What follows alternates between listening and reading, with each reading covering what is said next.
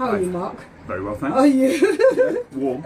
It's warm. We And have to have the windows open, isn't Yeah, it? indeed. It's really hot. So today I've got Mark, and I hope you can hear me because it's so hot in here. And got John. John's gone to the toilet.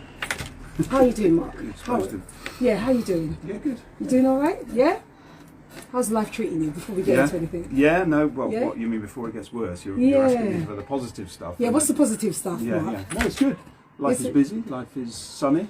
Yeah, and apparently all this week is going to be nice and hot. Yeah. Which is good. Yeah. I need a bit of happiness, don't you? Yeah. Well, no, I'm usually quite happy.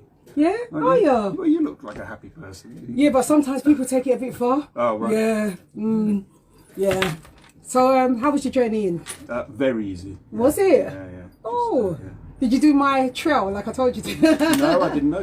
I missed that. What was the trail I was meant to do? Just the nearest train station. Around here or something? Oh, okay. But you saw the directions on. Oh, okay. Yeah, they were pretty easy. Okay, cool. Yeah. So I met Sally. It's Sally. Yeah. So what happened is I used to volunteer at World Right. Okay. Oh, great. With Sherry. Ah. Is it Sherry or Seri? I always pronounce it wrong. Kerry. Kerry even. Yeah. Yeah, it's Kerry. Yeah. Sorry, Kerry, if you're listening. Yeah, so I met Sally there. She's something else, isn't she? Yeah, no, well, they both are. Kerry's brilliant and Sally's great. Sally's good as well. And here is lovely John. Introduce yourself, John. Hi. I'm trying to get John in. John, come and squeeze in. You lot got to squeeze in. You've just been in makeup. Yeah, John's been in makeup. He asked me if there's a makeup somebody to dust him off, you know. Come round, John. Yeah. Come round. We have to see you because I don't like to. Can we see you? Yeah, there's John. Hey, there's John. So who are you, John? Well, I'm John Gumbs. I'm a boxing coach. Oh. For quite a few years now. Yeah. Mainly from Brixton. A poet. I started writing poetry during the lockdown. Yeah. First time in my life. Yeah. And I've published 3 books already now. Oh, have you? And, Wow. yeah, I love it. I write every day. Yeah. And also I love philosophy. Love I have philosophy. to think deeply about things. Yeah. Okay, cool. Oh, thank you Does so that much. tie in with the boxing? I mean, does Yeah. It does. Do you actually do the boxing? I'm a boxing coach. I'm a coach, yeah. I boxed as an amateur for years. Yeah. I boxed Nigel Benn as an amateur. Oh, great. Lost that on a 2-1. Oh, okay. So it was a good fight. Have you ever boxed Michael Watson?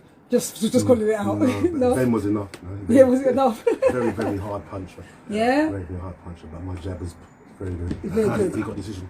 Oh, okay. Very, very good fighter. Cool. So today we're going to talk about John's journey and Mark's journey on... Mark, I've got you as Our Fight.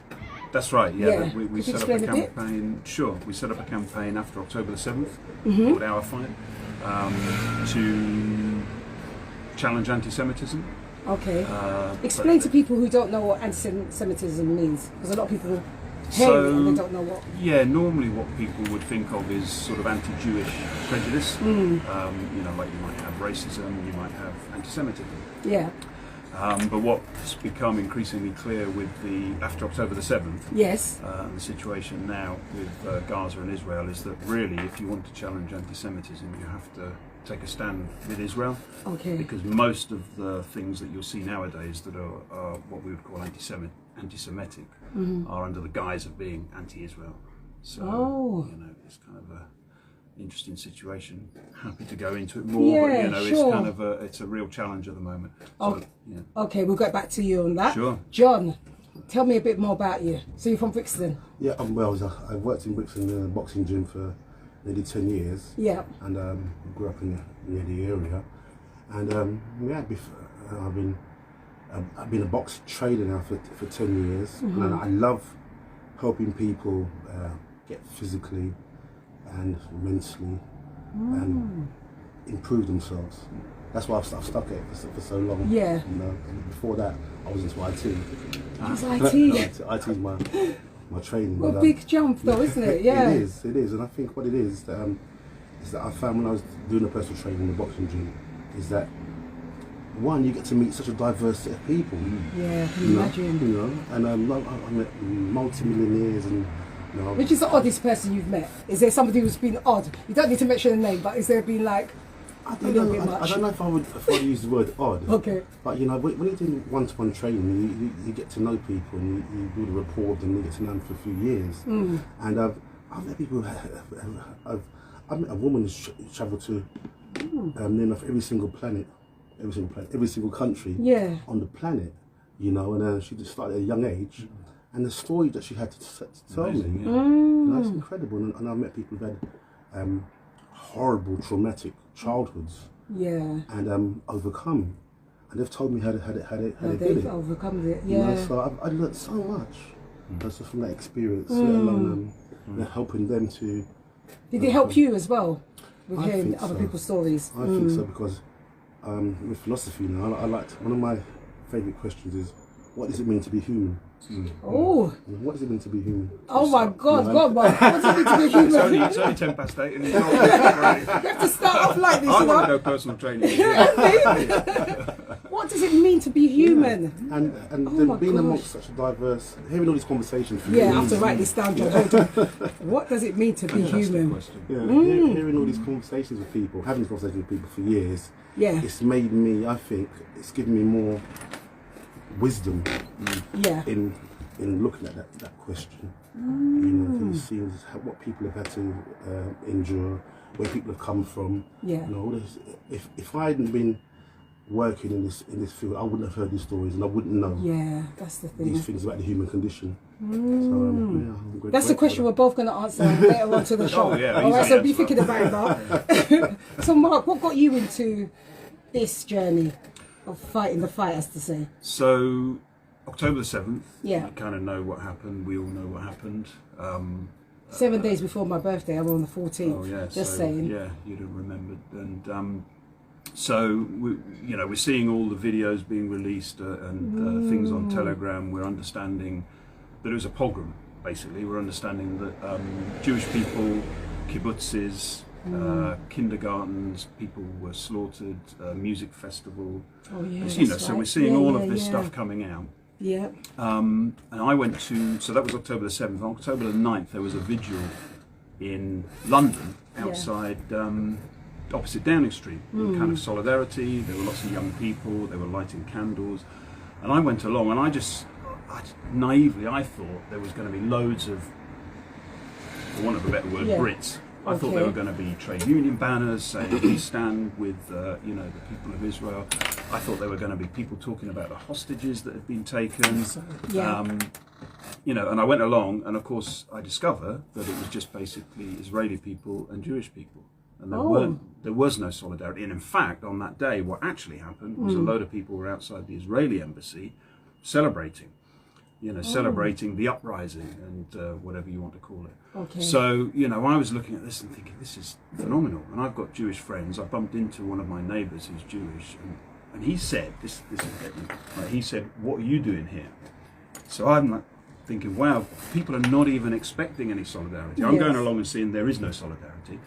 And then my Jewish friends are not even expecting any solidarity. They're really not expecting, they're used to dealing with this kind of crap on it, this kind of stuff on their own. That's excused. And so it really struck me that, that nobody was there, and they didn't expect anybody to be there.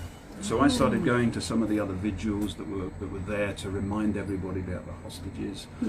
I was really struck as well. You talk about the human condition and everything. I was really struck when I heard people speaking from the platform. I would hear members of families who had relatives who were taken hostage, but they would stand there and they would say, look, we're not asking you to be against the Palestinians, we're just asking you to remember our family. So I was seeing all this compassion, very moving. People were compassionate towards the plight of the Gazans as much as they were compassionate towards their relatives. But I wasn't seeing it on the other side.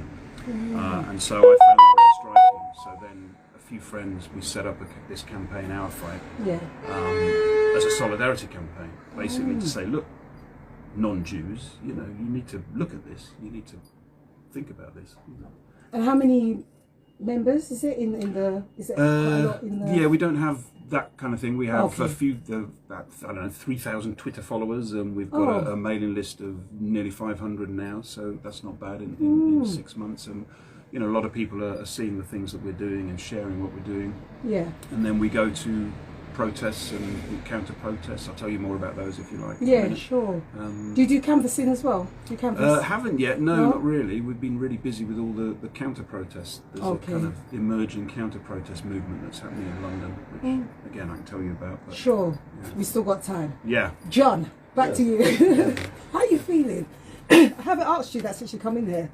How am I feeling? How are you feeling mentally? How are you feeling? That's a commonly asked question that people ask people. I think generally, people don't answer that question honestly. You know, 'cause I think, again, back to the human condition. Yeah.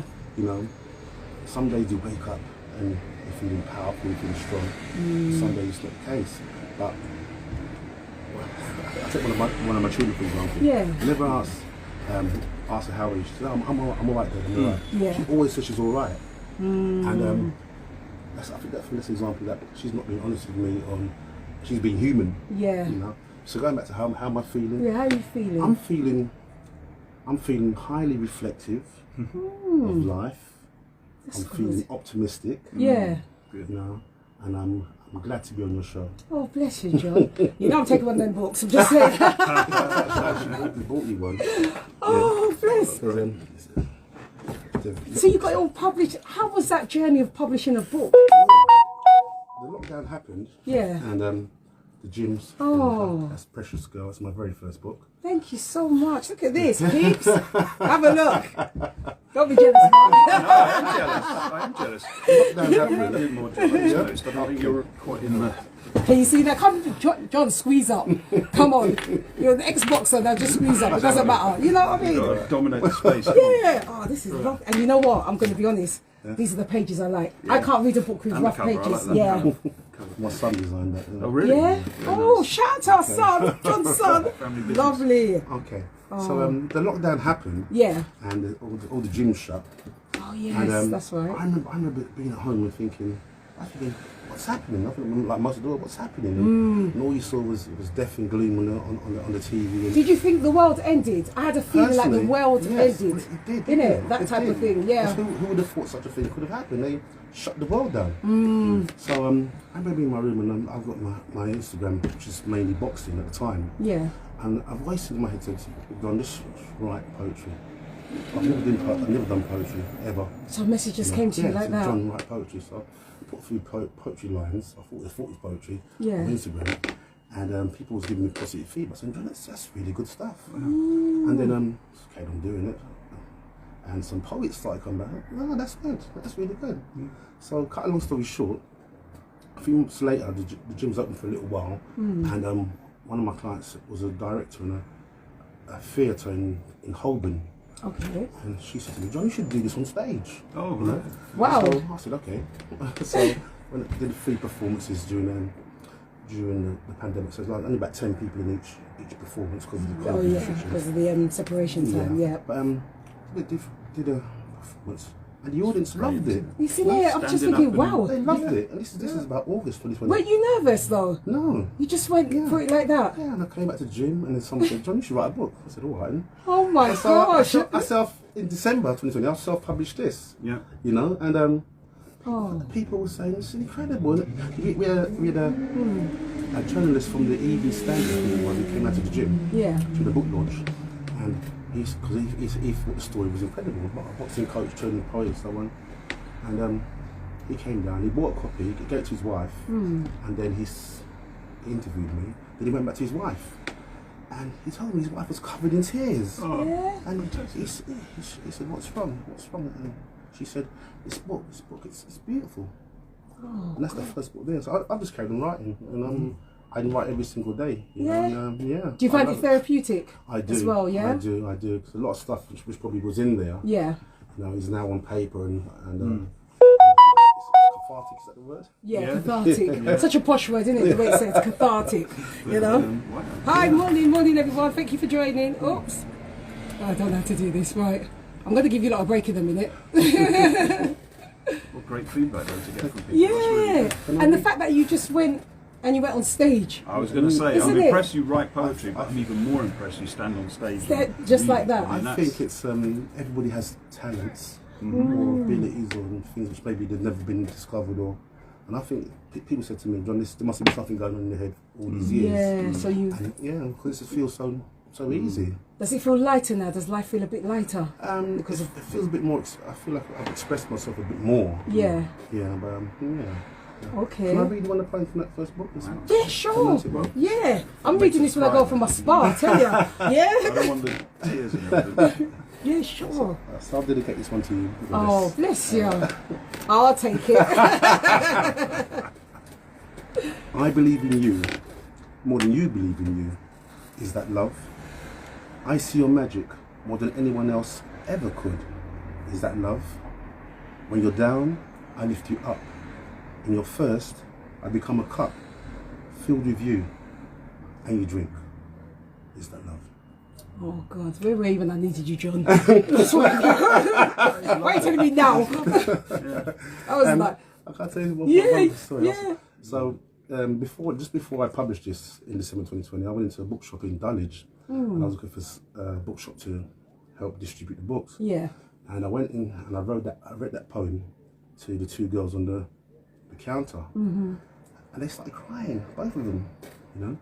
And the owner of the shop, she was at the top of the shop, and she told me later on that she was crying. And when I did my book launch for this book at their bookshop, yeah, the owner's partner was in the stock room, and he told me he was crying. And it's the thing of poetry. I got the tingle. Honestly, I got the tingle, and you read it very well. Yeah, how it affects people. You know, and yeah. Someone talks about how it's affected people. You know, written poems for people who are getting married. Yeah. You know, there's one of my clients. His grandmother. He loved his grandmother, and you know, I wrote a poem about her, and it's the impact it has on people. Yeah, yeah. You know, that's what we need, though, isn't it? We need that upliftment and something to remind us of how far we've come, I think, you know? Well, it's very direct as well, isn't it? Because it's not, you haven't got music with it, you haven't got, it's just direct. It's words and it's enough. You know what I mean? It's not overly where you're just going on, so it's just hit the point, in a nice way, I mean, you know? Yes, very good. 1 second. So, people, you can contact us on our new number, which is 07848 107 679. And also the office number, which is 0203 989 8009. I'm going to play one song so these guys can have a little bit of a breathe and some water. So let me see what I'm going to play. Hold on 1 second. Oh, that would have helped, isn't it, Jazzy, if you'd done that? What's the word? It will come to me. Okay. Sorry, people. Oh dear. What's Kerry going to say when she sees? I know. You didn't have it lined up. I didn't have it lined Kerry. up. So unorganised. And the thing is, when I saw her husband at the, I forgot his name. Andrew. And I was like, "Hello, husband. I forgot your name. It's Andy Jenny." I'm like, "Oh, you remembered me." No, it was a great. What do you call it? Premiere. Yeah, it was brilliant. Right, so maybe I'm not going to play the music. Okay, 1 second, people. Okay, bear with me. Good. This is what happens on live radio. Yes, John, read another poem while I'm trying to start this all out. Right.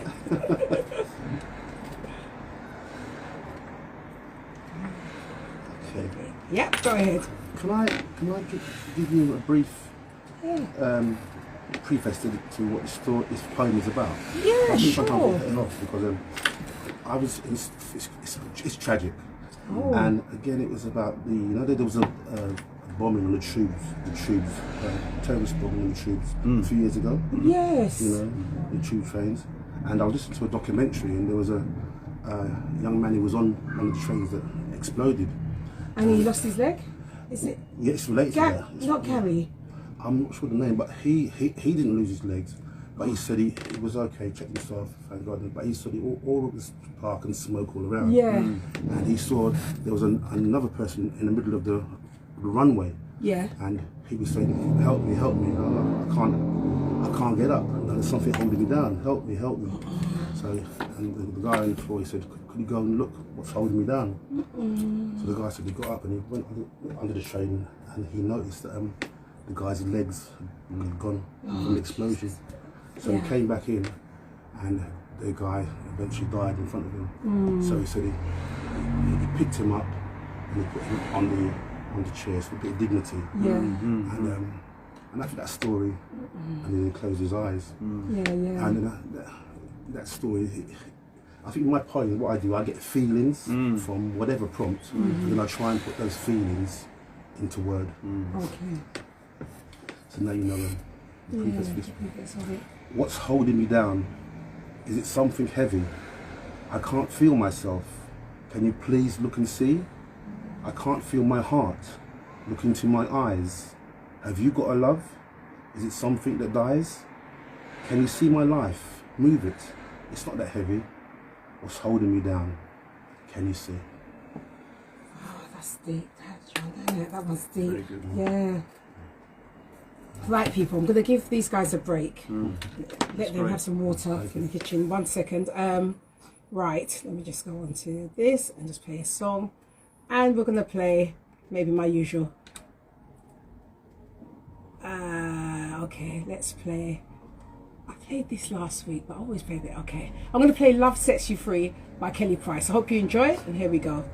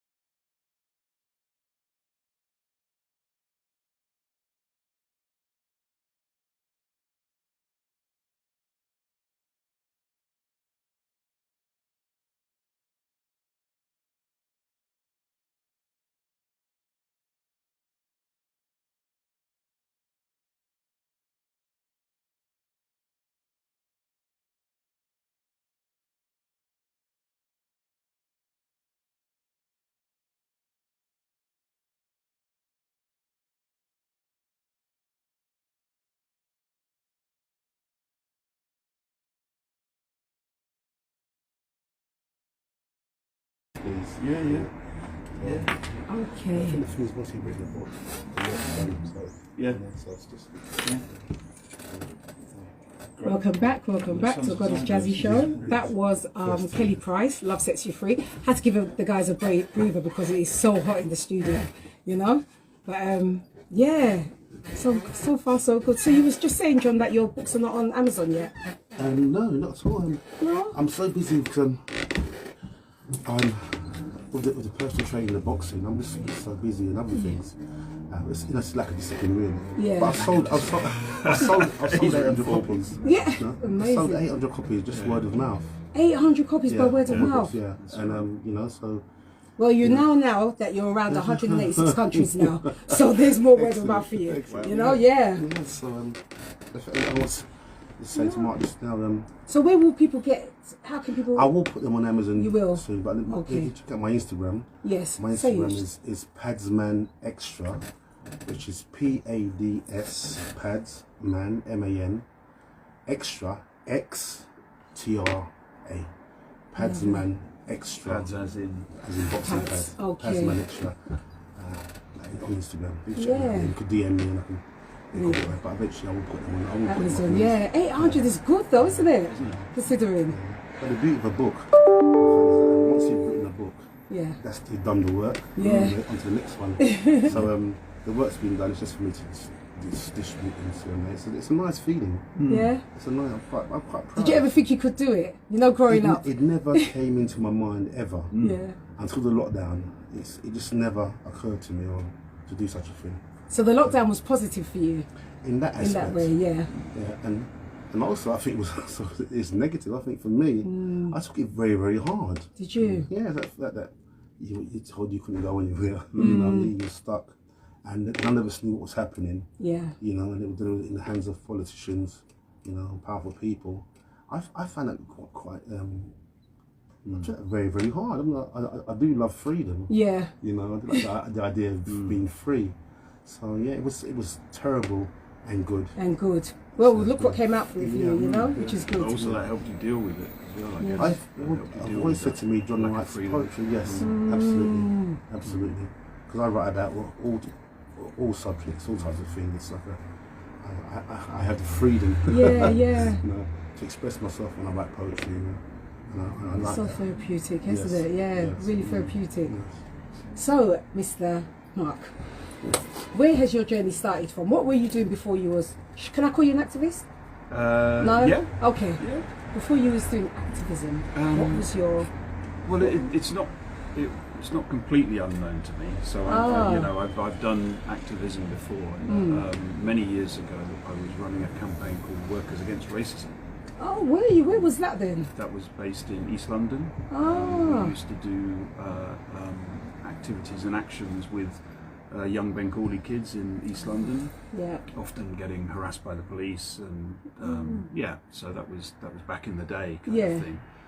I often think about that actually in relation to what I'm doing now, because I think there's a lot of people probably who used to do that kind of thing, who Yes. used to go on marches, who used to campaign against racism and against anti-Semitism, and I kind of wonder where they all are now. Because I go on these events. I went on a fantastic event on Saturday. It was organised by... Does that hit? Yeah. Organised by a Unless you want to campaign. turn the fan on. No, but it's no, not, don't worry. No, yeah, no, it's I was very... just wondering whether I needed to pause. Or Oh, whether no, it that's was, all right. Yeah, for the motorbike. Yeah.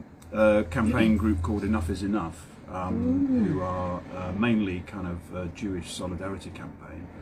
Fantastic, lively activity on Saturday. So where was that march? Was that the Downing Street? No, so that was a counter protest. So there was the main Palestine Solidarity Campaign march that was going through London, which had been organised, quite frequently since October the 7th. Yeah. And then there was this counter protest organised by Enough Is Enough. So we go along to these things, but like I say, the number of non-Jews is not very high. And so what I'm getting at is there must be loads of people who, like me back in the day, were campaigning and doing left-wing politics and what you called activism. Kind of wonder where they all are now. Where are they now? They need to get out there. They need to be doing something because You heard it here. Mark says to get out there. Yeah, and this march. problem isn't going away. Yeah, it's getting worse. You know. So who are you going to vote for? Can I ask who you voted for on May the 2nd? I've never voted. Yeah. You never voted? No, I've never What about voted. you, John? You voted? I'm in Mark's shit. Yeah. Oh, yeah. Yeah, It's only when I got older I voted, and I think it was for Labour back in the day. Yeah. Yeah. Yeah. So I take it you won't be voting then. Well, it's like John said about things like lockdown. You know, Yeah. the powerlessness you feel where the politicians are sitting there trying to decide, you know, the minutiae of how close you can sit on a bench and all this kind Oh of thing. gosh. And where are we? Yeah. You know, nobody's asking us. While they're partying. Yeah. Oh, yeah. And That was eating and drinking wine. Yeah, and the cake. Incredible. Yeah. And And still they haven't been chastised for that. You know what I mean? Look, Trump's going through his chastity, as to say, but why can't they do the same here? You know? But that's another story, and I have to be partial. Oh my gosh. Yeah, so what? Oh, so you've always been that line of work? Or Kind that of, line well, that line of thinking in the Okay. sense of, yeah, like I have, I feel like it's up to us to kind of, as people, as Yeah. ordinary people, to try But and... how are we going to unite? How are we going to... I just want unity now. I personally want unity. Yeah. I don't care what colour you are, I don't care what sex you are. I just want us to be together. How are we going to do it? Well, I think that's a big, hard problem. Yeah. At the moment, I think one of the problems we have is that everyone's getting, maybe it's related to lockdown, I don't know, and all that kind of thing, but everyone's getting even more and more aggressive. Yeah.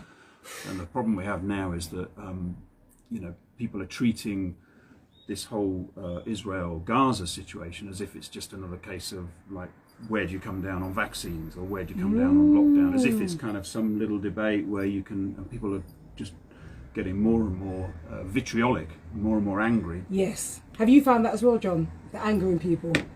Yes. Yes. Harsh, isn't it? Definitely, yeah. That's definitely it. The world is changing. You know, I don't know if it's changing for the better. You know, I don't know if it's changing for the better, but the world is. You can definitely see there's a change in people's attitudes, politics. You know, if I look at the West now and the movement towards the right, the open movement towards the right. Yeah. You know, it's in some ways it's scary. You know, it's scary because, again, I asked the question, what does it mean to be human? Yeah. You know, and I think they say geneticists don't see race, they don't see culture, they just see genes, and they'll say things like two people in an African country could be more related to somebody in, say, Norway, Yes. or an Eskimo, what correct word, in North America. Than There's a somebody word for in- Eskimo yeah, now. Yeah. Oh Yes, my God, I knew it the other day. Yes. Intuin or something like that. Yeah. Inuit. You're not allowed to say yeah. Eskimo no more because Yeah, it's no, racist. I apologise. Yeah.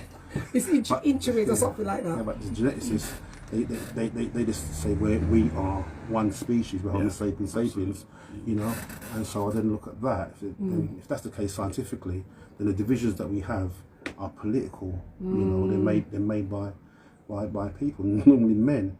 And I would say they're made to exploit and to control people, not to bring out the best in us. No. You know, I think a real leader would bring out the best in And the love people. from us as well. Yes. It's like we're so Yes. individualised Yes. that it's awful. But, I hate but it. still, you know, we repeat history, you know, and we do horrific things to each other. Yeah. You know, and I don't think that's why we're on this planet to do that. I really don't believe it. But others will differ. They will say, "Oh, it's natural. It's human nature to be horrific." Horrific. I No, doubt I- it. No, we're meant to be in harmony. Yeah. Yeah. You know, I think a lot of so you're saying, what do we do? Yeah. But I think that, relating to what John's saying, you know, human beings have invented democracy, we've invented debate, free speech, we've invented all of these things. I mean, we don't have to be horrific, we don't have to fight. And I think if we can do anything in this period, it's to really talk up those things like democracy, like free speech, and just make sure that we retain the tools that we need to have a civilized, you know, the common values really, because most people would say, well, you should be able to speak your mind without being shouted down. And yet what we see around us is people are being shouted down. You know, you're in a university and lecturers are being hounded out for various issues. People are not able to speak in universities on controversial topics. Yeah. So I feel like we've got to, almost the topic is less relevant. It's the actual issue of saying, look, let's listen to each other. Yeah. Let's debate. These are the things we invented over the centuries that allow us to not go That's killing each other. interesting, yeah. Let's get back to that, you know.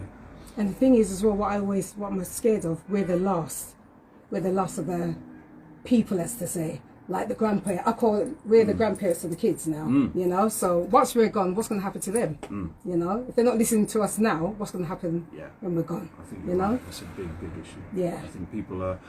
You can see this at the moment with all the Columbia University kind of things. You know, these sort of little tent villages that the students are building around Israel, Gaza, this kind of thing. Okay. And everyone is quite happy to criticise them and say, look at this, look at the anger there, look at the anti-Semitism. But they're kind of not really remembering that these kids have come through the university. So where are the professors? You know, where are the academics? Where's the So I people, think as it's to say? quite hard at the moment.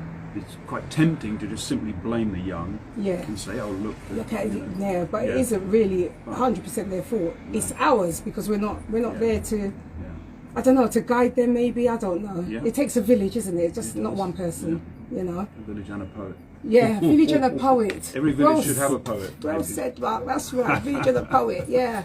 But you know, I used to say things like this in the 80s, when are we going to come together? That was then. Now we're in the 21st century and it's still the same topic, you know.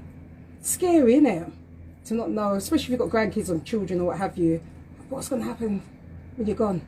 You know, what legacy are you going to leave? You'll be the poet. What legacy are you going to leave? You're the activist.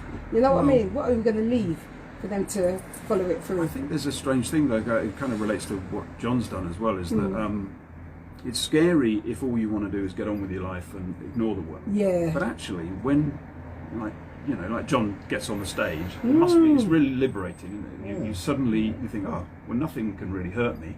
I've done that. I feel a bit the same. Yeah. I've become an activist over the last few months. Ah. And now I feel like, well, actually, I'm going to speak my mind now. Yeah.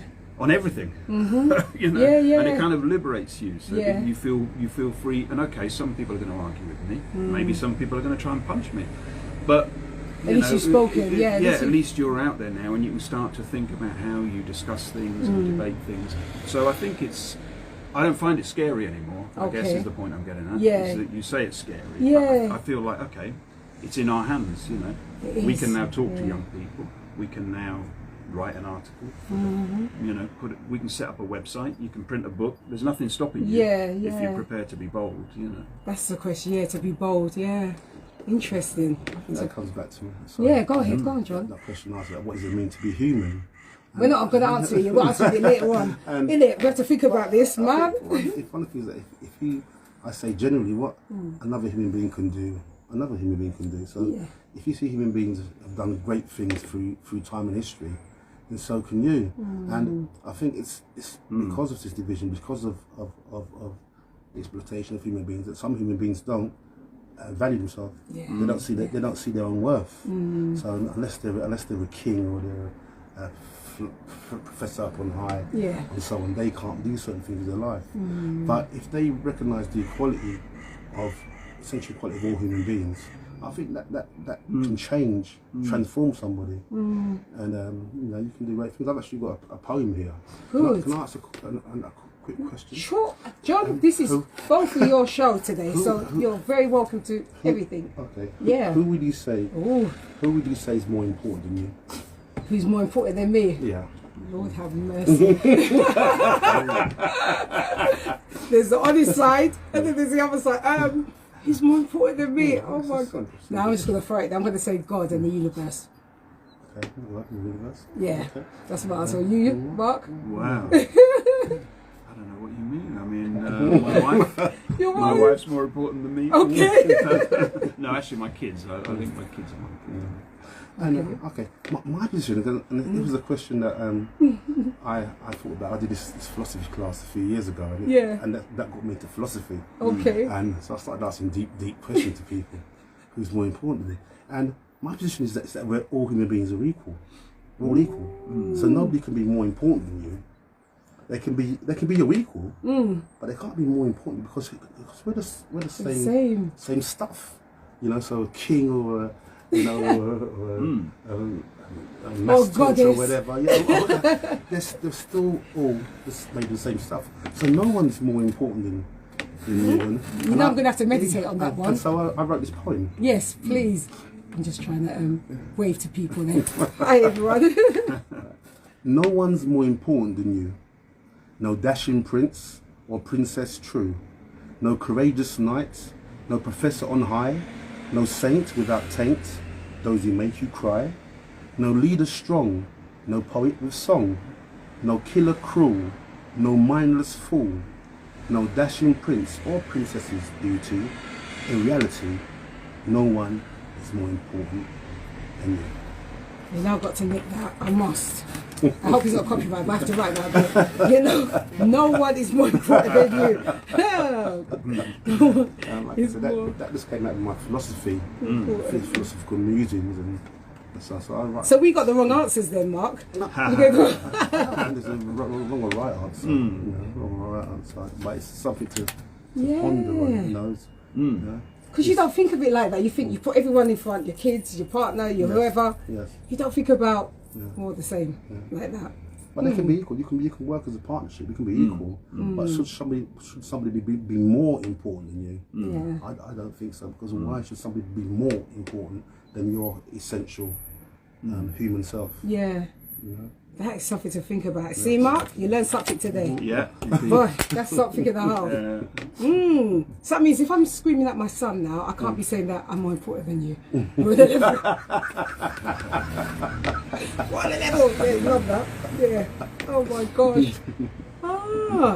That's really made me think. So, let's play another song. Give you another break. I'm going to play just something like. Let me see something that's related to. Okay, I'm going to play Destiny's Child, Lose My Breath. I hope you enjoy. Here we go. Another breather. 1 second, and.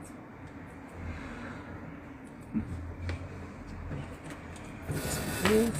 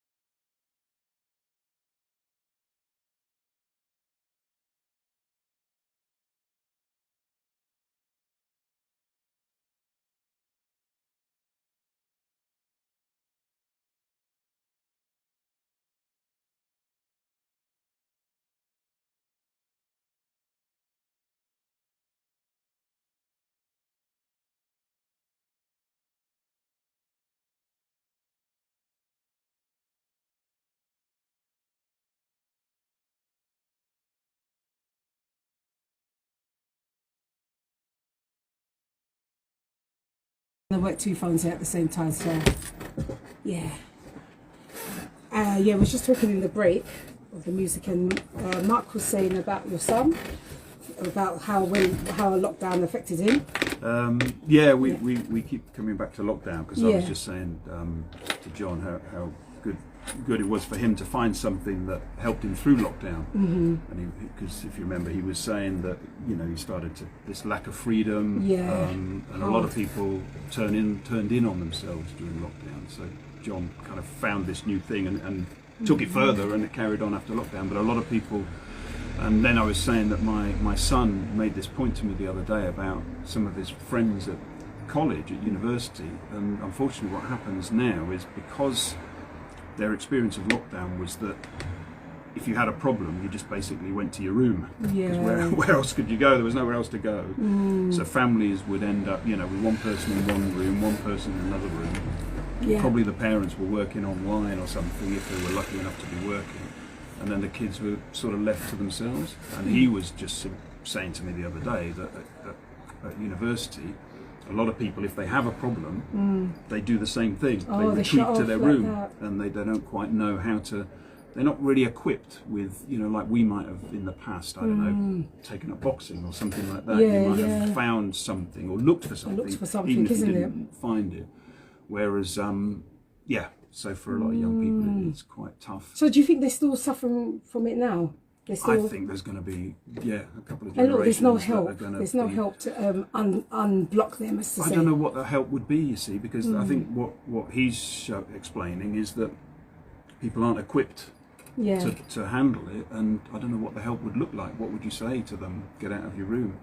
But gosh. it's quite deep. I think it's going to take quite It a would take a for long people while for it to adjust. unwind. Yeah, definitely so. Without a doubt. Wow.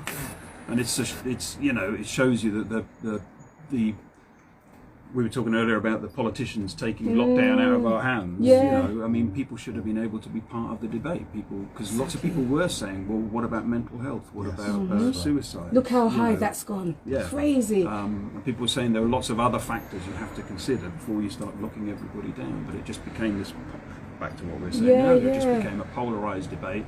People were saying, you know, 20% of this and 10% of that, and the human element was taken out of it. Do you think we've got a better understanding because we went through that? Do you think we have a better understanding now of life?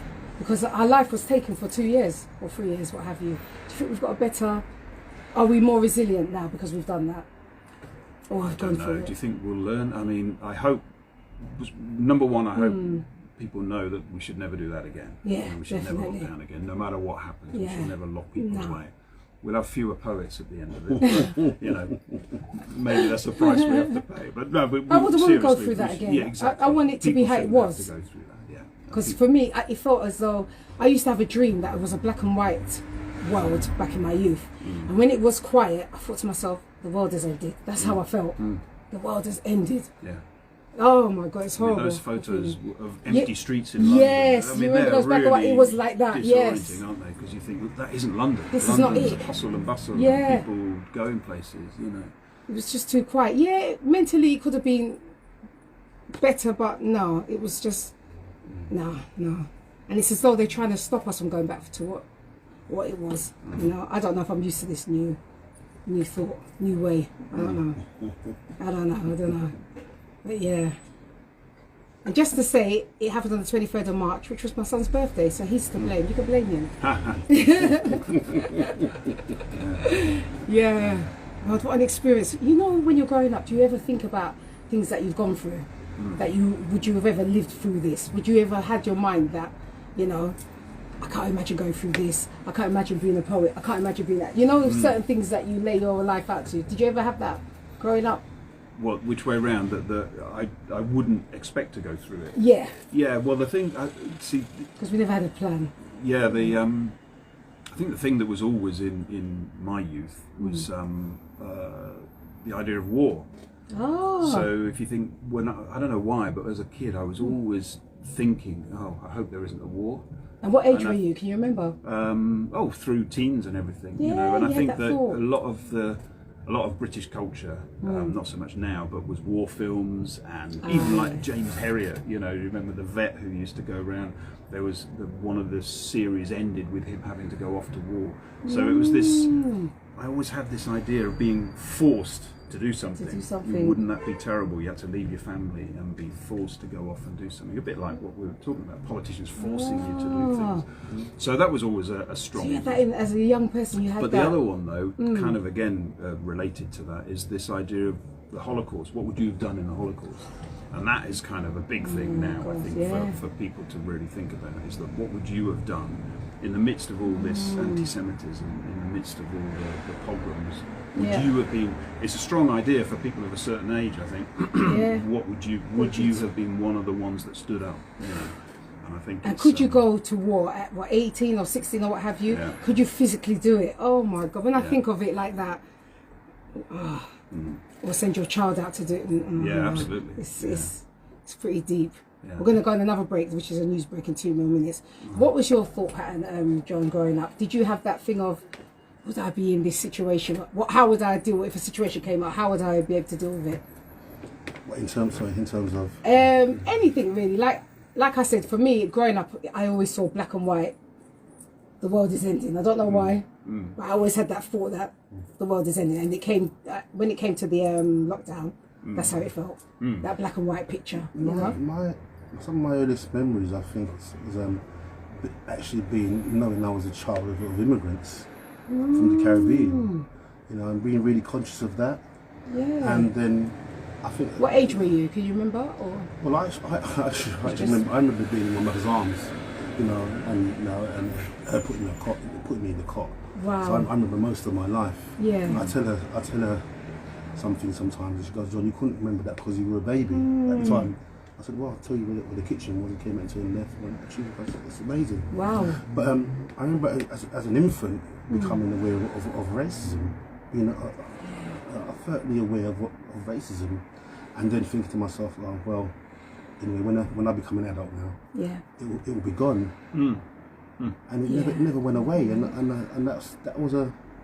You know, that's something. That's one of the things that's I think it's coloured my life really. You know, and philosophy now then begin to ask about why do human beings invent these types of ideologies? You know, and why do these divisions, like in Nazi Germany?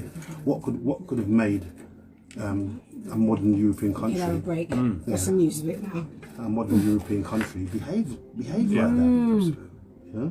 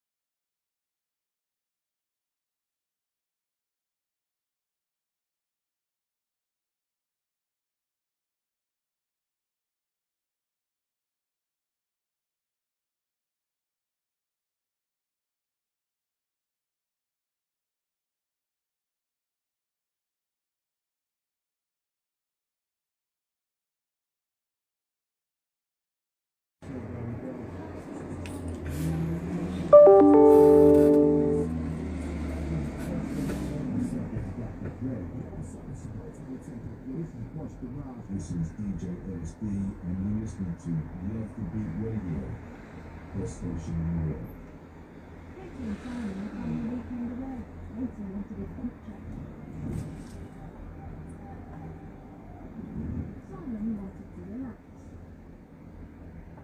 world. Sorry, just 1 minute.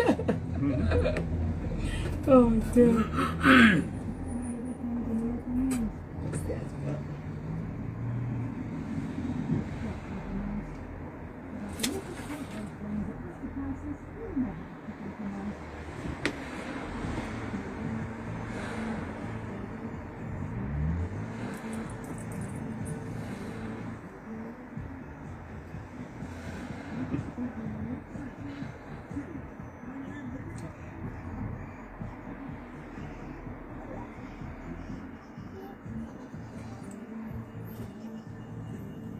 Prices that take you back.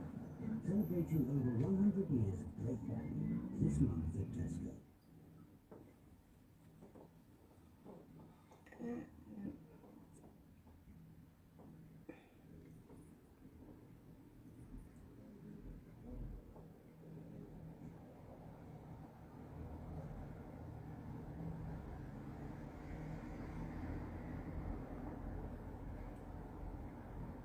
Oh, 8 seconds.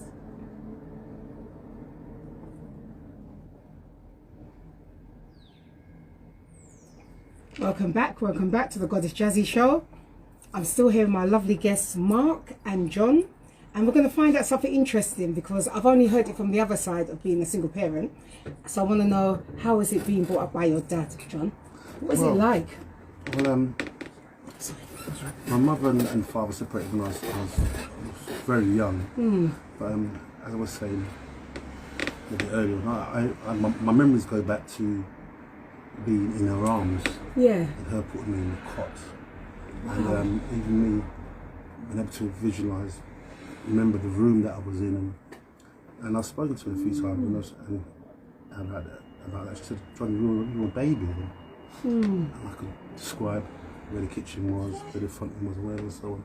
So my memories go back to I was very, very young. So in some ways it's a bit of a burden. My memory is a bit of a burden. I remember time too much.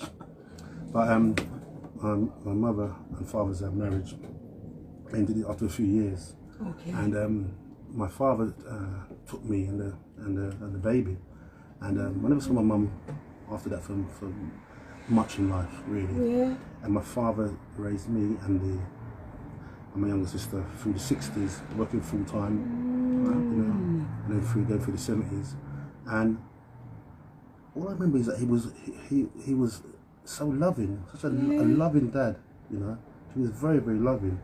And looking back at it, you know, it's not thing to do. Yeah, especially as a man. I don't like saying it like that, but especially as a man, you know. Well, I would say as a black man, like in the 1960s, you know, through the harsh racism at the time, really overt racism, and to done what he done, so much love.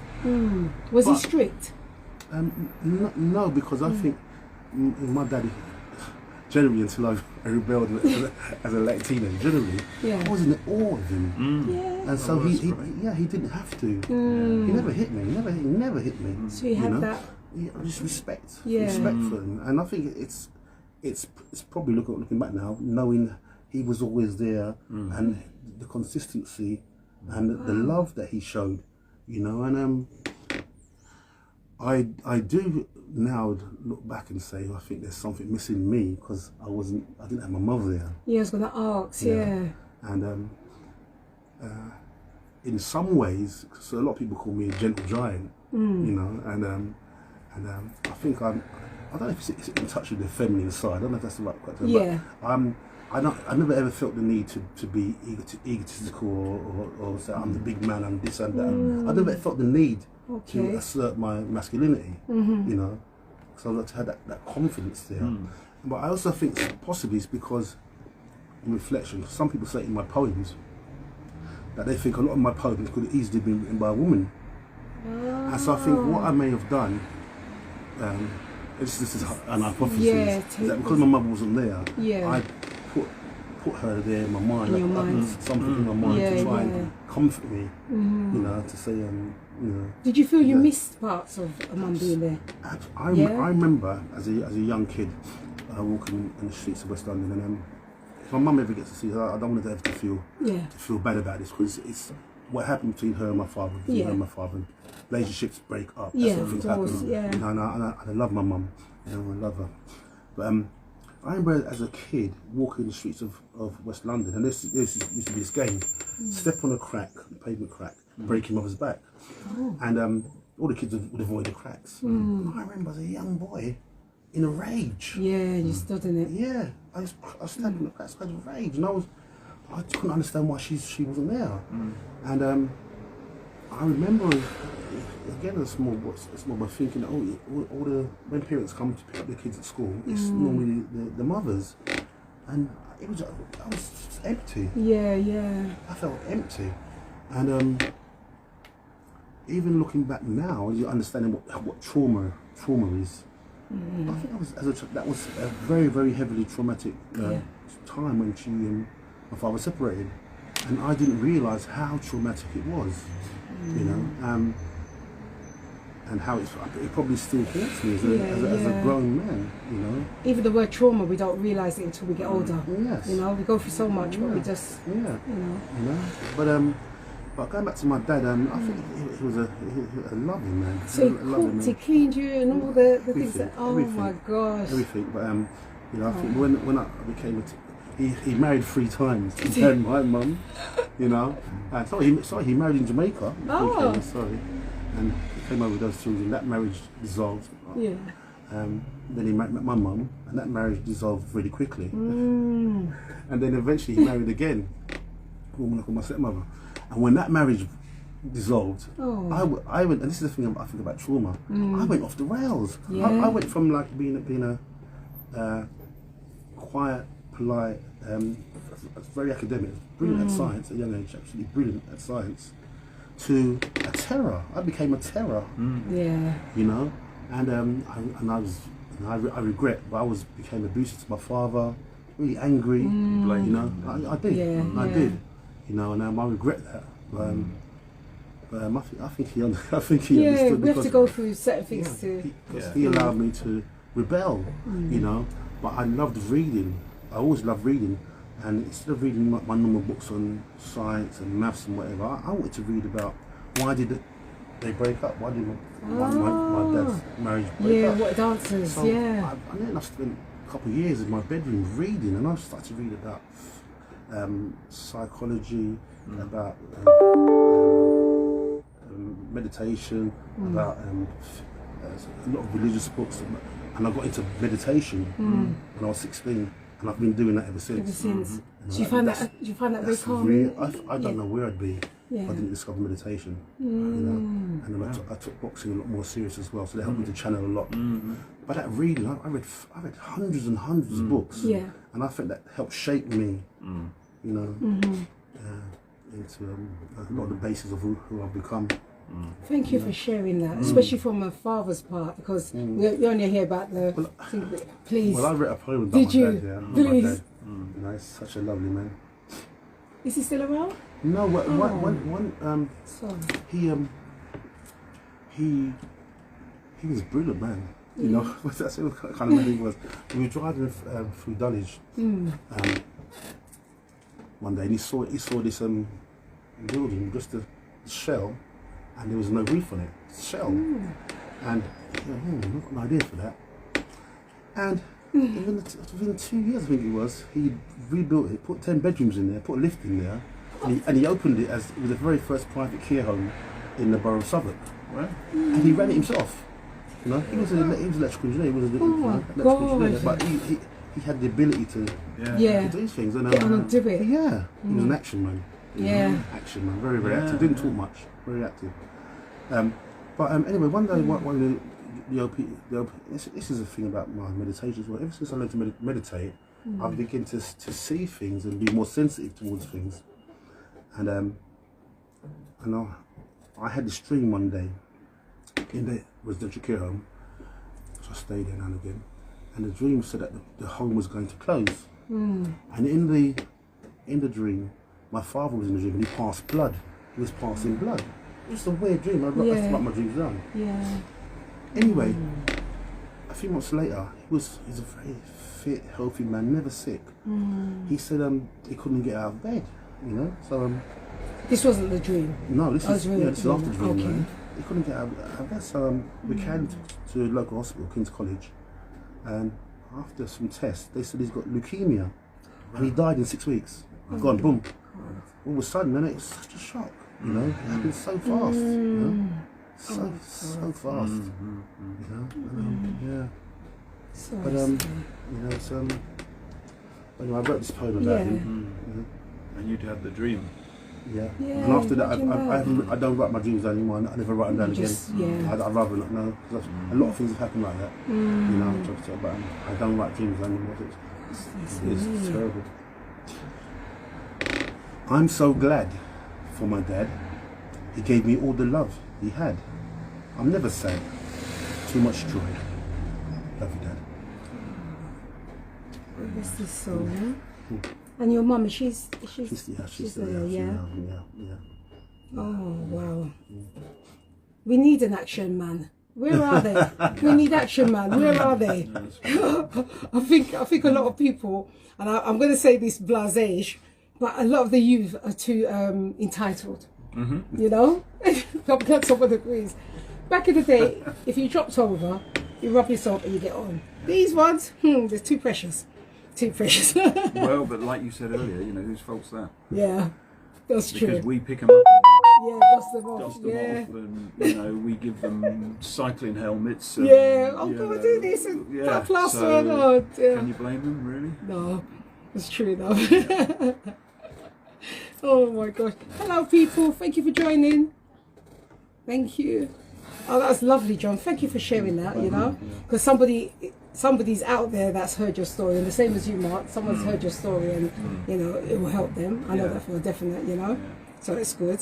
I want to ask you a question, each of you, right? And think of this strategically. Well, you, John, with your philosophy, you probably come out with a different type of answer. But if you had all the knowledge you've got now, and to be 6 years old, or if this is, no, I'm not giving you that because this is £1 million now. Which one would you take and why? There's my million, or all the knowledge you've got now, you've grown up with, and revert back to 6 years old. Which one and why? It's easy. Is it? Yeah, the million. Oh my God, Mark, why? Well, can you imagine what a 6-year-old kid would be like? You know, who's going, you know, oh, that was a lovely poem, you know, and oh, where did you study philosophy? You know, and like. But don't you think all that knowledge you'd know, and you would pave your journey better? That's what I'm trying to get to, you know? No, I don't think so. I think you've got to go, like you just said about Yeah. experiences, and you've got to go through those experiences to become, you know, you had to be angry with your dad in order to become the That's next right. person, Yes. you know? And it's like, you know, you can't jump over these steps, you know? So yeah, I'll take the million. You take the thanks. million. What would you do with the £1 million? There's my million, by the way. No, actually, I'm not very money oriented, No, so no. probably have some nice holidays, you know. Yeah. Maybe get a car, but I'd never use the car if I had it. No, I'm not really. I'm So you'd not be a really waste of money, basically. It would be a waste of money giving it to me. Yeah. Oh, thank you. Thank you for that. Have John? it back.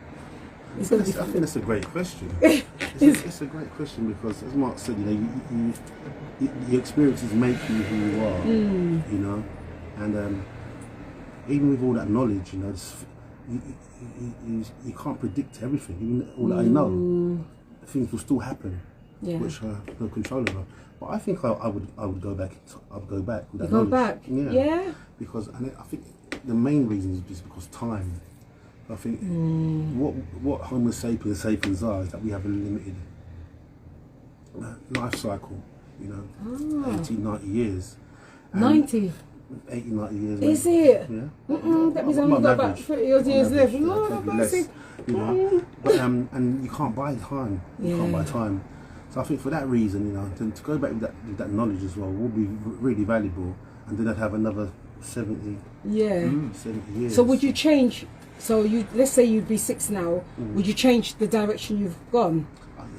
course. Yeah, of course, that would kind you? of knowledge, yeah. Because in many ways you'd be wiser, you know. And I think wisdom is a blessing given to as you grow older. For some of us, you know, Yeah. it's part of the fruit of life. I joke with my friends that that human beings, we have incredible abilities. You know, we're not stuck like other animals, which by instinct. You know, we can think abstractly. We can be highly creative. We can think out. We can be aware of ourselves and other elements in the universe in an incredible way. You know, and I think so. To grow mentally and spiritually, I think it's a blessing. You know, for human beings, if they can do that, I think it's a blessing. And to have that kind of wisdom as a 6-year-old. And I think you have some young children who definitely are blessed like that. Yeah, they seem like they were reborn. You know, they're an old man or an old woman. Before their time. That's right. You know, and I think there's something to do with the human soul. You know, what we come to this earth with. You know, each child, you can have 3 children, 4 children in the same family, but each child comes with its own gifts. Yeah. Doesn't matter if they have the same environment growing up. You look at them and see they're different. Different, yeah. So it's something they came onto the earth with. And some children come with incredible wisdom. Like, you can see it at a young age. You know, it's just their way. There is one element though, which I think of your story, which I think is kind of worth flagging up. That you said that you read a lot, and I think that is a really important thing. It is. That a lot of kids are losing reading, possibly because. But some parents are not reading to them as well. You know, parents aren't reading to them younger, but also they're not seeing the parents with a newspaper or with a book or taking them to the library. They've seen them with this though. Yeah, to see them with the phone. And I think that point you're making about wisdom, opening a book and experiencing somebody else's life, experiencing somebody else's words, even if you disagree with them, being challenged, I think is crucial. So that kind of aspect of thinking and development, I think is really important. Well, greedy Mark, thank you for answering the question that you take the money. Well, you took it back though, so I was rich for a moment. Yeah, you had your moment. Were you offering? Yeah, there's a million. Take it and spend it wisely. No, that was great. So the next question I want to ask you, if you don't mind, if you could change one thing, what would it be and why? Think of it strategically again. John, don't cover your philosophy, it's too heavy for me. But no, you can't, I'm only joking. Yeah, think of what is the one thing you'd want to change and why. Anything at That's all. a philosophical question. That's so deep. And don't write a poem about it, don't put my name there. If I could change, if you could change one thing, what would it be and why?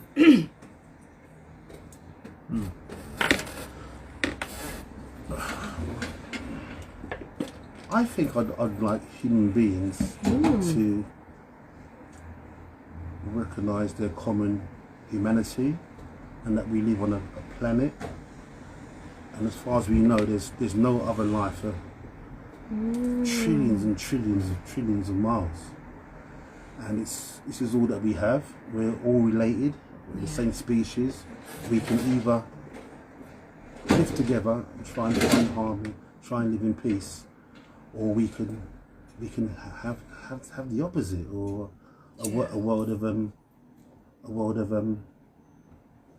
turmoil and misery and oppression. And I would like human beings to recognise we're a family, we're the same species, and it's better for us to live in peace and be productive,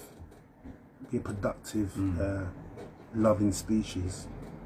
Even the way you said that, John, it's just like, wow, isn't it?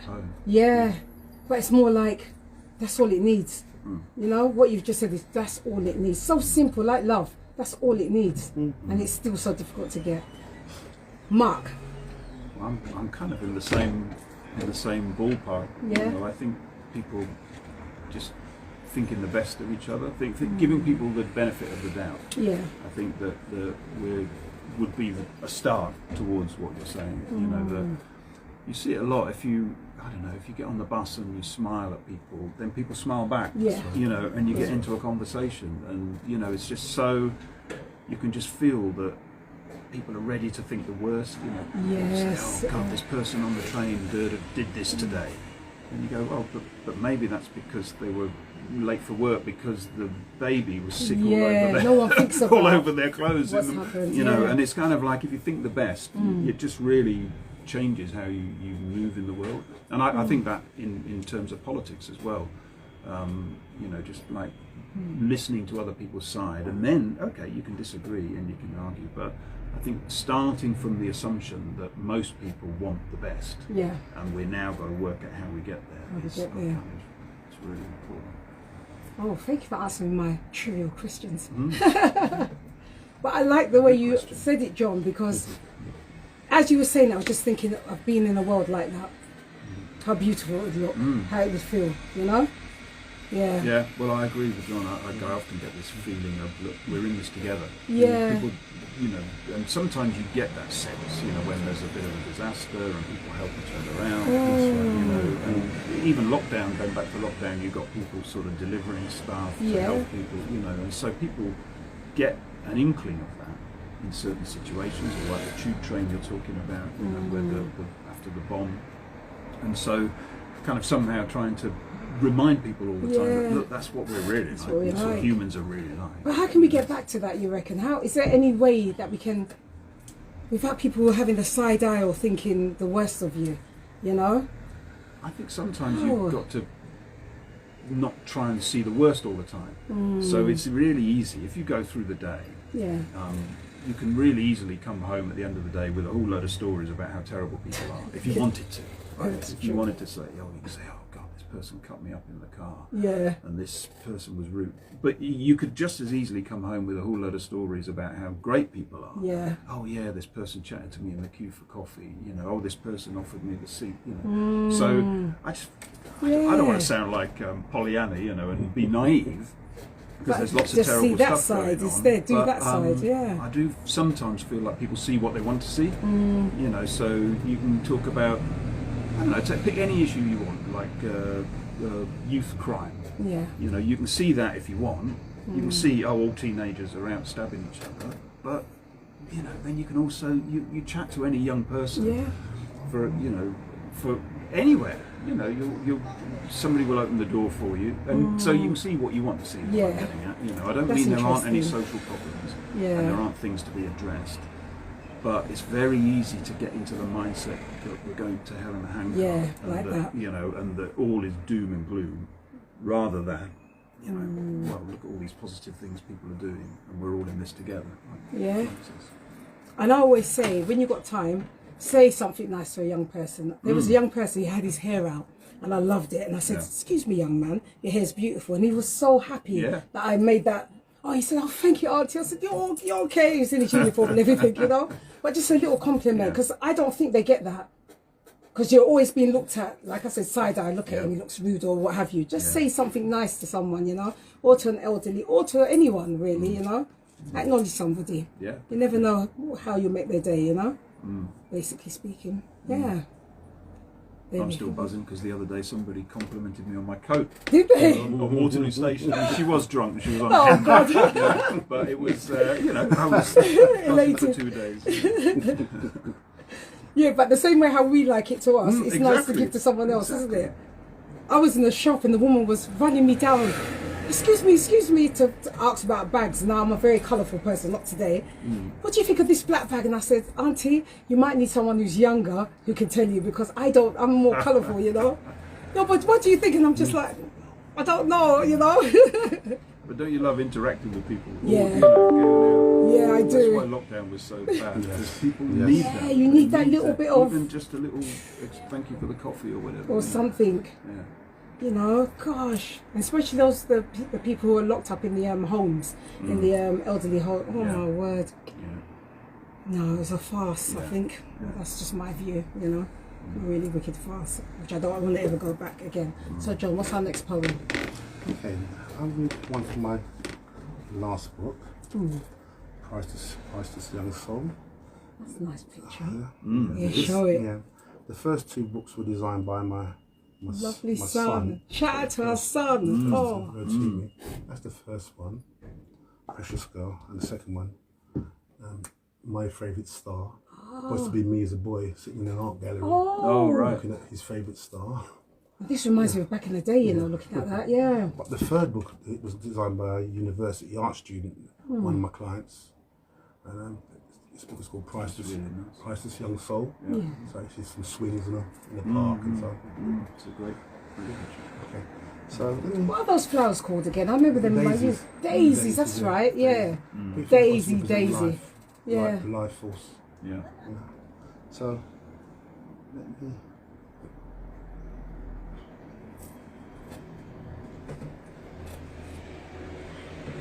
It's a bit philosophy. Oh, That's right. I've learned about I think philosophy so. today, I tell you. It's in this theme anyway, that theme. An act of love changes everything. Dead birds fly. Sorry, start again. An act of love changes everything. Dead birds don't fly, yet we hear them sing. Some live asleep in nightmares of haste. A day of joy makes a life of waste. Race is class, please ask the slaves. Confusion starves young hearts that crave. Every walk will end, fate knows that place. Infinite gods and ideas exist in space. Underneath all belief, truth is happening. An act of love changes everything. Oh my gosh, John. You've been all my life. This is Wow. this one line that I like. I love it here. Well, an act of love changes everything. Yeah. Dead birds don't fly, yet we hear them sing. Do you get that? Yeah. Do you get that? No. Yeah. No, not really. Dead birds don't fly, yet we But hear we them hear them sing. sing. Because look, I haven't seen a pigeon in a long time. I used to see them in Trafalgar Square. Where are they? You know? Well, Yeah. that saying is that dead birds don't fly, yet we hear them sing. Is that songbirds? And I've got a canary. And he sings like no one's business. Yeah, so when that canary dies, Yeah. another canary will still sing. Sing, yeah. So dead birds don't fly, they die. Yet we still hear them sing. That was about the continuation of beauty. Okay. You know. I think So is that what philosophy is? You know, for years I've never known what. I won't lie to you. I've never known what it meant. Yeah. the simplest term? I just think it's about thinking deeply Okay. about ideas which we take for granted. That's all. You know? Like, what does it mean to be human? Oh yes, I forgot we have to answer that question. I forgot. Mark, I put you on the line now. What does it mean to be human? Lord have mercy. That's all I know. Well, Give me time to think now. Oh my so God. continuing from that poem, I Yeah. guess what. So, do you know Viktor Frankl? Yes. Yes. So, I don't know who he or she is. what's his famous book is In Search of Meaning. Okay. Yeah, so he's a Holocaust survivor. He wrote after the Holocaust, and he wrote some really powerful stuff about his experiences there. Well, in fact, this is a little diversion, but one of his most moving lines is he says something along the lines of the best of us did not survive. The idea being that the people who were most generous spirited and most kind were the people who would have died in the camps, and the people who were prepared to be a bit more brutal lived. It's a little bit unfair because obviously people did what they had to do, but it's a generous notion that what he's getting at, the best of us did not survive.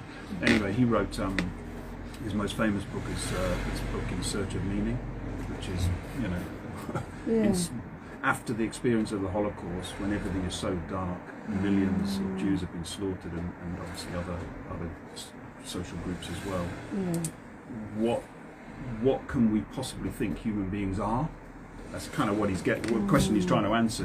Given that human beings are capable of this, well, do we think? Gosh. But he finds, him of all people finds hope, and he says, well, no, human beings are capable of more, and they are capable of love. So, like you say, an act of love. And one of his, one of the things he says in this In Search of Meaning is that we find meaning through doing things for other people. We find meaning through love. We find meaning through you're not going to find meaning in your own turning in on yourself, No. because all you're ever going to be is just you, and you're going to so you're going to find meaning through Giving and doing. being, doing, interacting with humans. So I just thought of that whilst you were reading, you know, An Act of Love. It's kind of, it's very much that thing. It's like loving another person, Yeah. doing something for other people. That's what being human is all about. For me. Gosh. Agree. I'd agree. I agree. And where do I fit in that with me now? Lordy, what does it mean to be human? I think there's a lot of things in my way. I think challenges for me, challenges, things that you didn't expect to go through. You have to go through it, you know. So for me, I think that's part of being human. And like you said as well, and giving and loving. Yeah. But challenges, because challenges will hit you when you're not looking for it. Yeah. So I give thanks for the challenges that have come my way, and I'm beating through it. Yeah. Good. Yeah. Yeah, you have to be positive. Yeah. In a dark Challenges as human, Yeah. as a group as well. You know, back to Yes. John's point about Yes. we're all in this together. Yeah. Not just challenges individually. Not You're right, individual, but- yeah. But both, challenges as. I just want us to come together before I drop down dead. Please, let's just come together. You know, there's more of us than the government. You know what I mean? When you look at it like that, there's more of us than the government. Look what happened in the 80s with Thatcher's the poll tax. Look how everybody put down guns and was like this. Why can't we have that same fight or drive, you know? That's all it needs, a 21st century one of them. Yeah. That was amazing. Whatever you thought of Thatcher there and then, but the fact that everybody was in it together. Literally, you know? Didn't matter who you was, what colour, what sex, what this, what that. Just came together and put a stop to it. So why can't we do the same now? You know? Why can't we do the same now? It's so unhealthy. I find it so unhealthy, toxic, everything. Yeah. But you're back to the Helena Hancock Yeah. idea. You're back to saying that everything's terrible and going to the dogs. And Yeah, it's just that even breathing the air is just toxic for me now. Yeah. I know, yeah, it's just so toxic, honestly. Even though I'm looking at the good side, but the bad side is just really toxic. And I just feel sorry for our elders and our children that are growing up now, really. See, I find like I said before, I don't want to be naive, but I feel really positive. Okay, right? good. Because Spread that. I go to like a few weeks ago, I can't remember the lady's name now. It's a real shame. But I went to a little one-person play, right, where this person put on this amazing performance. Yeah. About her experiences of being cancelled, but the performance was just fantastic and so inventive, right? And so I hear people like John, I see people like this woman performing in the West End. You see plays, productions, you see new films. You just think there is an incredible amount of creativity that's still getting out. So it's not Helena Hancock. It's not that we're going to the dogs. Yeah. There's a lot of problems that human beings have to solve, absolutely. But yeah, I don't feel. I feel very positive because I'm always meeting new people who are creative, not just artistically, but in terms of ideas about campaigning or work, wanting to do a good job. So I think. That's good. That's good. That's good. I guess what I'm saying is you've got to be careful about Yeah. painting things as negative. And too negative. It's just because that then I it felt sounds that. like Yeah. you can't solve anything, and then it feels like, well, what's the point of coming together? Yeah. Because if you can't solve anything, why not just Why be not? every person for themselves? Yeah. That's true. I think what makes that question what makes us human, or what is a human being? I think it's for me it's a question I've been asking for years, and it's developing. It's an evolving source of information for me, and I would say something Mark just said. Human beings are essentially creators. We're highly creative. We can create machines which can leave the solar system, and we've done it. You know, so it shows us our ability to create and to address and solve problems. So even problems such as how do we live together, in more peace or more efficiently. I think that's something which human beings essentially can answer. I believe we're spirit and matter, you know, where we have a spiritual, a psychic element, and you see it really vividly in newborn or infants. You see that spark of love, you know, and innocence. yes, Yeah. and the soul, yes, and it's a special. I think there is a part of us which is, I use the word divine, you know, but it's. I think if somebody is cool and calm and measured, they're more efficient in their thinking than somebody who's anxious or not aware of themselves or distressed. And I think that cool and calm element is a gift we're given at birth, nature. Just like other animals or species on the planet, they've been given something from nature, not from anything less, but from nature. And human beings have been given this special divine gift from nature, and I think it's human beings learning to harness that creativity, the ability to address challenges and solve them, and know that this ability we have is incredible. Human beings are absolutely incredible. Every human being.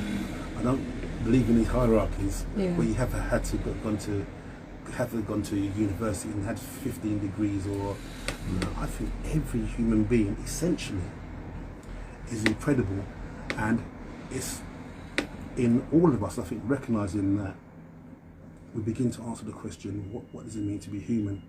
I don't think it means, you know, in this so-called modern world, is how we get up, and so many of us live mundane lives where we're not happy, we don't feel satisfied, we don't feel we're not enjoying this time at all. I don't think that's what it means to be human. I think that's something manufactured and invented. I think what, again, it's recognizing that divine, incredibly special element that every human being has, and cultivating it, you know, but not just for the sake of, not for some it's an egotistical vain self, but in making our lives on this planet a bit more easier, definitely easier and qualitatively better. I talk about my experience. You know, I was an activist as well, from teenager and so on. And I think my thinking has definitely evolved. But one thing that personally always and still does to a degree challenge me was slavery, the transatlantic marketing of human trafficking of millions of human beings. How could anybody think of doing that? Think of doing it, let alone to do it. You know, and then, you know, ongoing subsequent lack of justice for what was done. You know. And it's, for me, this is like the some of the worst sides of what human beings are doing, you know, with that creativity, you know, with power, you know, and it continues. We see it to this day. This abuse of power, you know, which ultimately I think it makes human beings not recognise how special they are, how unique they are. You oppress people, you exploit people, you get them doing what you want them to do for your own selfish needs. They don't get to recognise how beautiful they are, how special they are, you know, and how they can be, you know, how they can be. So yeah, Steve, very to think. What does it mean to be human? What does it mean to be human? That might have to be your next book, though, Drew. I only write poetry. But it was a deep question, because I mean, if a random person asked me that, I'd probably give a different answer. I'd be like, yeah, well, it meant to be this, it meant to be a mother, but you made me have to think. You know, and I think it's a question you can continue to ask, because I think it's like a tree which has fruit. It's always giving fruit. It's an important question. You know, what does it mean to be me? You know, like I say to my friends, I laugh and joke. I say, look at that squirrel. What does it mean to be a squirrel? Watch it. You know, look at that bumblebee. Look at it. know, what does it mean to be human? What does it mean? You know, this gets to think that, you know, at least. So we should be very, very grateful then. When you think of it, we should be overly grateful for being human. Yeah, absolutely. We should be extremely, you know, whatever flaws you have as well, just be grateful. But I am. I'm not a liar. I am grateful. Yeah, I'm thankful. I am. No matter one what. of the things John was saying reminded me that one way of looking at the world is that there will always be problems. Yeah. Because that's what's great about what humans do, is we solve problems. That's right. And if we raise ourselves up here, then we're looking for the next problem to solve. Yes. Yeah. So you shouldn't see problems as a negative thing. You could see them as just we've created problems only because we probably, like you said, we could probably solve it. Yeah. That's We're why not you going have to this create a massive problem brain. that we can't solve. Yeah. You really started making my brain think, I tell you. Yeah. So maybe now and again I'll be asked that question, what does it mean to be human? Because it may change. You know what I mean? Today's one, tomorrow it might be a different thing, you know? Yeah, it's good. So John, are you going to bless us with another poem? Yes. Please do. I always try and put at the back of the book some really upbeat, uplifting poems. Yeah. You're really making me feel on a high as it is, which is good.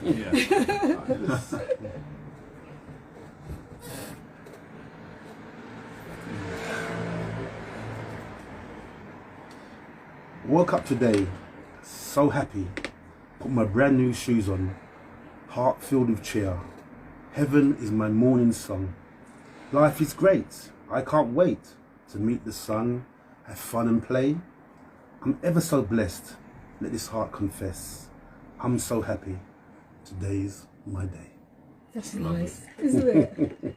And you made me think of my past, like when we got a pair of socks and pants, you remember? How happy we were and grateful. Well, that's what my wife, she says that when she was young and got a new pair of shoes, she would put them under a pillow. Ah, like you wanted to you'd take them to bed with you, and then you want to like that. The first thing in the morning, you want to put them straight on. You don't want any break. no break, the whole nothing. thing. Oh, those were the days. Exactly. Yeah. Oh, do you remember quarter sweets? I don't know if it was back in your time, like quarter bonbons. Like a bag, the shop ones. I went to somewhere, I can't remember, I think it's Eastbourne. I said, I can have a quarter bonbon. Oh no, we do them in kilos or something. I'm like, what? What? 6? What? Let's get a quarter back in the day. Oh my gosh, those were the days. Can you remember any of your childhood happiness? What was your happy place as a child? Can you remember?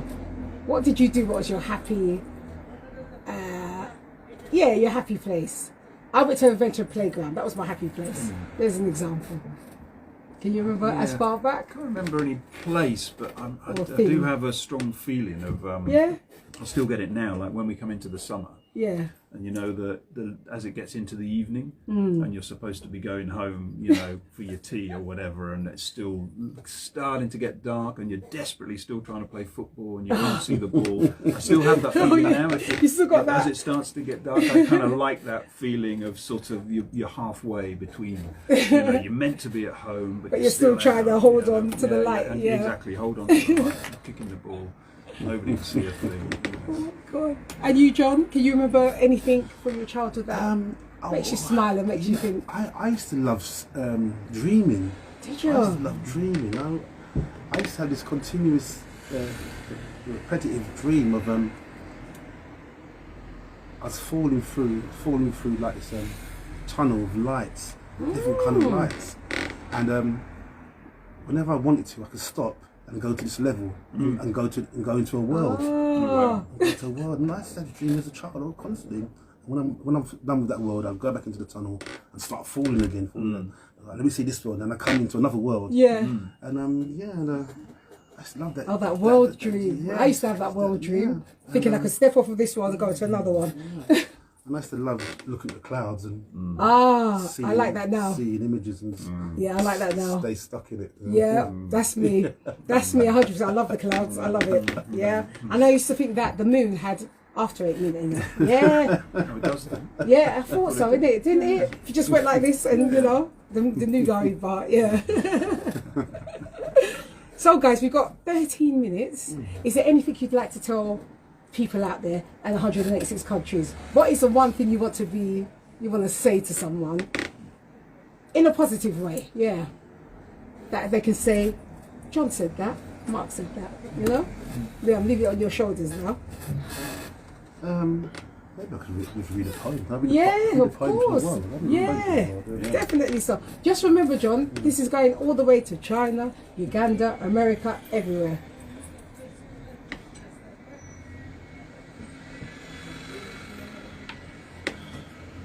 There's one thing that I do a lot. I smile a lot, and Yeah. I've been told that, and I like to smile. And I like to. It's like the boxer in me, like the fighter in me. That no matter how hard the battle, I used to get hit really hard in the ring, and I used to smile at the opponent. Did you? And sometimes their face would contort like, this guy's crazy, and it was intentional. But it was to say that that I'm tough, I'm strong, and you can't hurt me.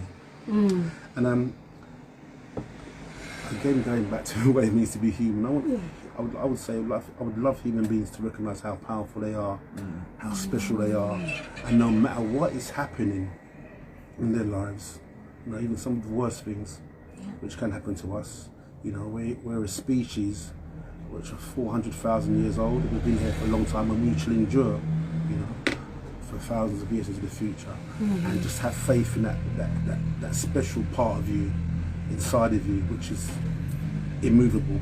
In all of us, there's a part of us which cannot be moved by anything. It's our special place. And smile, keep going, and we'll get there together. Lovely. No matter how hard winds blow across the roughest seas, I'm here smiling, incredible me. Hate brings its horror. Life tortures everybody, but I'm always smiling. Incredible me, incredible me. Incredible me. That's right, incredible me. Sorry. Mark, what is your lasting legacy of words? Well, I guess given that I'm campaigning around anti-Semitism and Israel, the war currently, I guess I should maybe say a few things about that. Yeah. So our campaign, first of all, I'll say, is called Our Fight, and the way it got its name, I should have mentioned earlier, was there was a fantastic speech by Mayor Eric Adams in New York. You know the New York Mayor Eric Adams. He did this amazing speech just after October the 7th. He's very moving. He kind of speaks very slowly and clearly and very powerfully. And he said, we are not all right. We are not all right. Our solidarity and after the pogrom of October the 7th. And he made this great speech, and then he ends with Israel, your fight is our fight. And so that's where our campaign name comes from, because we're basically saying, we see this, we see Israel as being on the front line against Hamas, against Islamism, against terrorism. The example you gave of the tube being blown up in London, it's a battle. So I guess our campaign is called Our Fight. So if people want to find out more, it's ourfight.uk. The website is ourfight.uk. Yeah. We're on Twitter, ourfightuk. We're on Insta, our_fight_UK. And then I guess the main thing I'd kind of ask people to do really is, obviously I know there's a lot of strong feeling, there's marches, all sorts of things, so I do understand lots of people see this as a fairly black and white issue. It should be, we should all be for the people of Gaza, against Israel. And I think I'm not going to convert people now, this minute, in a few minutes, but I think I'd request people to sort of maybe just try and step outside of TikTok a bit, read a bit more. There's some really important books out there. There's a book by Jake Wallace-Simons called Israelophobia, which just basically goes through the different arguments and just tries to encourage people to keep an open mind, rather than I think that's simply, where the problem is. People don't understand what's really going on. So well, not so much don't understand, they leap to assuming the worst. So they leap to phrases like genocide or apartheid, rather than saying, well, okay, maybe there's a problem to be solved here on both sides. Maybe there's maybe Israel is trying to defend itself, maybe it's fearful of the region with Iran, all this kind of thing. You know, maybe it's possible that they're not just simply Nazis in a new guise, which is what people are trying to say.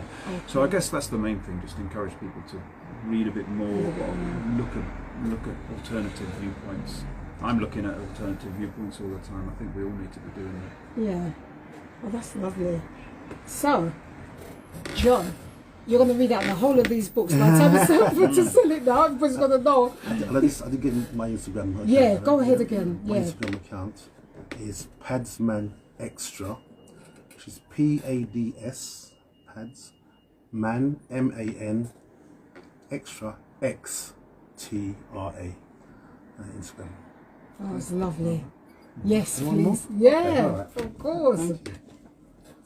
You don't know how soothing this is, John, isn't it, Mark? It's so soothing, honestly. I'll read one more romantic one to you. Oh, setting me my way. Feeling in the way. Yeah. I wish I knew more when I was a fool. I wish I hadn't been so hot, man's best call. I wish I'd been brave, risk maketh wealth. I wish I'd known the importance of health. I wish my faith was strong, my will like steel. I wish my own soul was something I could feel. I wish upon wishes until exhausted and through. I wish I had someone who loved me the way I love you.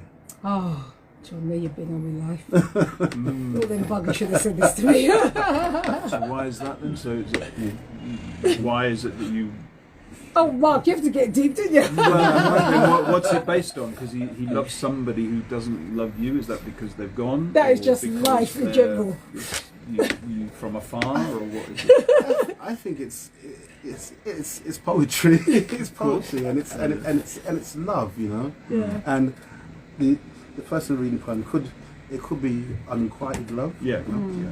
But it could also be just a dear statement of how profoundly they love somebody, you know, and it's